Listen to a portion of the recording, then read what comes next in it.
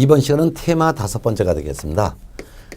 테마 5번째 내용은 중개 대상이 되는 권리, 중개 대상인 권리가 어떤 것들이 있느냐. 그래서 중개 대상이 되는 권리와 되지 않는 권리 구분할 줄 알고, 그 다음에 중개 대상물에 해당되느냐, 해당되지 않느냐, 요거를 구분한 내용입니다. 거의 해마다 문제가 나오니까 봅니다.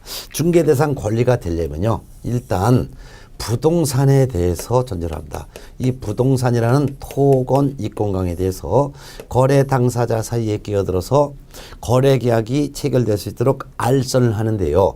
어떤 권리가 이루어지도록, 즉 어떤 권리가 이전되거나 또는 생기도록 알선하느냐, 그겁니다. 일단 매매계약 체결을 하게 되면 소유권이라는 권리의 득실 변경이 일어나겠죠. 이런 것을 말합니다. 자, 그러면 해당되는 거와 해당되지 않는 내용을 박스로 정리해놨으니까 한번 볼까요? 일단 소유권 중개대상 권리가 되죠. 왜? 매매계약 체결하면 소유권 넘어가니까.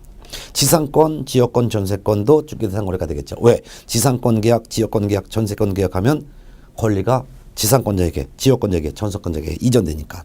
유치권 이전도 되겠죠. 즉 피담보 채권인 그 공사대금을 받을 권리와 그 다음에 목적물을 함께 넘겨주게 되면 그 목적물을 함께 넘겨받은 사람이 유치권자의 지위를 그대로 승계하여 대신 돈 달라고 주장할 수 있으니까. 저당권 등 담보물권도 포함되겠죠. 법정 지상권과 법정 저당권을 이전하도록 알선하는 것도 중개 대상이 되겠죠. 임차권, 환매권도 중개 대상이 됩니다. 그렇지만 중개 대상에 해당하지 않는 권리, 동산질권, 이거는 부동산을 전제하는 권리가 아니기 때문에 중개 대상이 아니고 유치권 성립. 유치권은 누구의 중개가 필요 없는 거죠. 즉 내 땅에다가 2층짜리 집 하나 줘줘. 그러면 내가 공사대금 뭐 해가지고서 한 3억 줄게.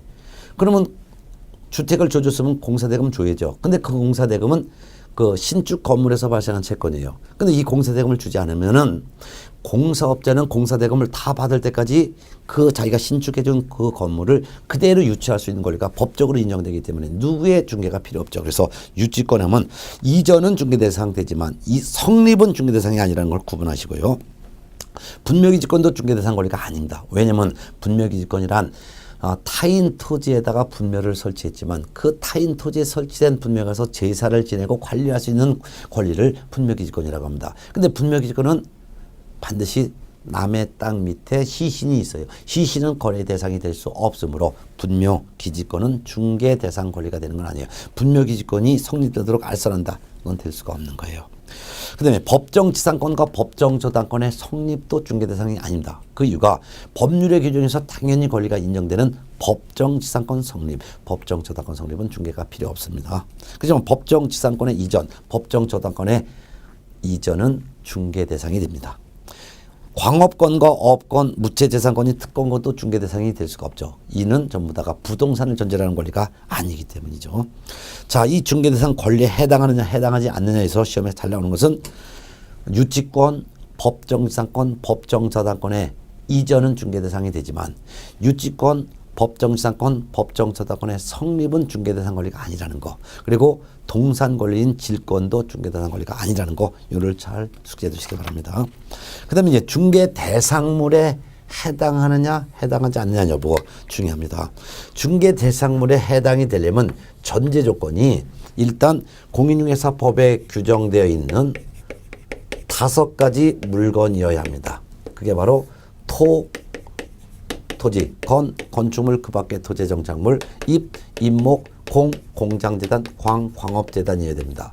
뿐만 아니라 이 5가지 물건이 사유 물건이어야 합니다. 사유 물건. 따라서 국가나 지자체 물건이 아니어야 된다는 거예요. 그럼 사유 물건이라면 아무리 공법상 제한이 있건 또는 사법상의 제한이 있다 하더라도 제한이 있어도 중개대상물 되는 거죠. 따라서 이와 같이 법정 중개대상을 해서 사유물이면 중개대상물 된다. 이걸 전제를 깔고 있습니다. 자, 박스 정리해 볼까요? 중개대상물에 해당하는 거. 일단 법정 중개대상물인 토건, 입공강이어야 한다. 그 중에서 건물 중에서는 분양권 또는 건축이 완료된 입주권도 중개대상물이 된다. 이 5가지 토건, 입공강으로서 사적 소유물이 된다. 따라서 개인 소유 물건이 된다. 따라서 1번 사적 소유물을 하면 공법상 사법상 제한을 받는 부동산도 중개대상물 된다. 따라서 토지거래 허가구역 내 토지건 또는 가압류된 부동산이건 중개대상물 됩니다. 또한 2번 경매에서 낙찰받은 부동산, 경락받은 부동산, 상속받은 부동산, 증여받은 부동산도 다시 거래할 수 있으므로 중개대상물 된다. 뿐만 아니라 3번 분묘기지권에 성립이 되어 있는 즉 분묘기지권에 설정된 토지도 중개대상물 됩니다. 분묘기지권 자체는 중개대상 권리가 아니지만 분묘기지권이 설정되어 있는 그런 임야 자체는 토지이기 때문에 중개대상물 되는 거죠. 그렇지만 중개대상물이 될 수 없는 거 토건 이권강이 아니라면 일체 중개대상물 될 수 없으므로 1. 대토권 중개대상물 될 수 없다. 분양 예정자로 선정될 수 있는 지위를 가리키는 데 불과한 이런 입주권은 물딱지에 불과하므로 중개대상물 될 수 없다. 조립식의 세차장 구조물이나 상가권리금, 어업재단, 항만운송사업재단, 선박항공기 자동차 또한 재단에서 분리된 광업권 등도 중개대상물 될 수 없죠.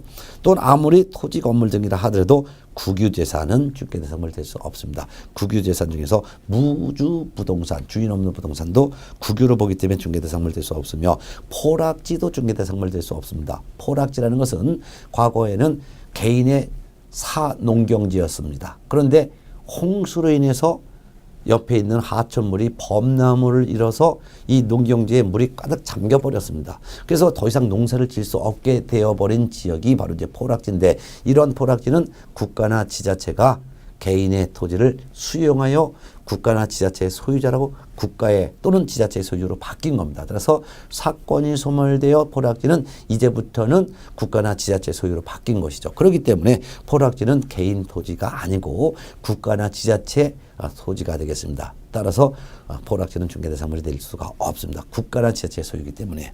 가로 열고 성토된 경우를 포함한다 그랬어요. 성토됐다는 것은 물이 다 빠져가지고 이제 다시 농경지로 회복됐다 하더라도 그 말입니다. 이미 국가나 지자체에 수용이 되어 버렸기 때문에 국가나 지자체 소유 물건이기 때문에 중개대상물 없죠.